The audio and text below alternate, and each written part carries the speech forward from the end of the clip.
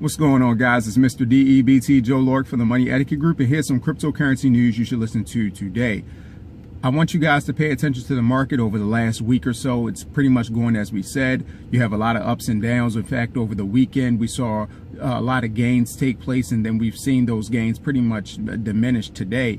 So we should expect to see more activity where you see up and down periods. I'm not saying that we won't see increases over the next day or so. We will. In fact, if you look over the last week or so, you just see a lot of periods of up and down, but it's relatively flat because the ups and downs always even out pretty much to keep us flat around the same price range for most coins outside of a few outliers. So we should expect to continue to see that outside of some big news being announced.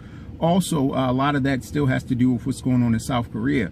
The markets worldwide are continuing to react to regulation being implemented in South Korea, and now it's spreading other places. And the regulations I'm speaking about specifically, again, you can't trade anonymously in South Korea, and also you're going to have to use banks which actually are federally compliant and that comply with federal anti-money laundering rules, and also with know your customer standards, just like your banks here in the United States, where you have to sign up, you have to give your identification. You can't just get an account anonymously or through a fake name. You have to have a real name. So these guidelines and standards make it harder to money launder, and we should expect to see that not just in South Korea, which is the rollout country, I would call it, but you know, this happened in China.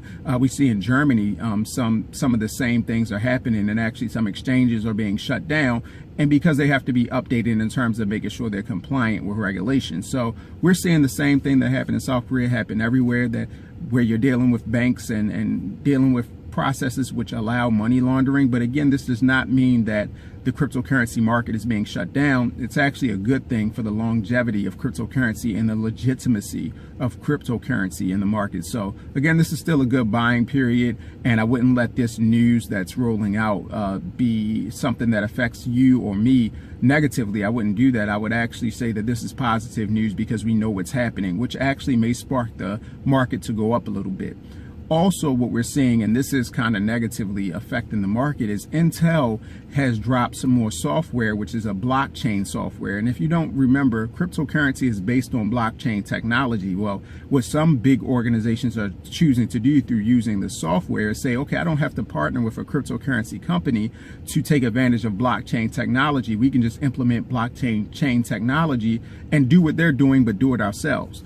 Now, of course, if you don't want to do the work, then certainly it's good to partner with a cryptocurrency company, an organization, but you don't have to if you just understand and use the software. And we're going to see more of that happen, which is why, again, I said this year, the cryptocurrency companies and coins that are associated with real world usage, that have real partnerships, will do well. They'll continue to grow, but those that are just based on hype are going to fail this year, or going to see significant drops this year, because the business community is catching up with blockchain technology, which is a beautiful thing overall. But how that will impact the cryptocurrency market is just going to make the real ones rise and the ones that are fake and hyped up go down. So keep that in mind as you invest in your crap coins or your altcoins. Just make sure you know that the longevity of a lot of these coins is probably very short. I mean, we're talking about a lifespan that might end this year if you're trying to bank on some of these coins lasting for another 5 years. So make sure you pay attention to that in the market. Again, you guys have a good one. I'll speak to you or put out a video tomorrow. Hopefully we have some new news, and hopefully you've made some more money. Either way, have a good one. Talk to you later.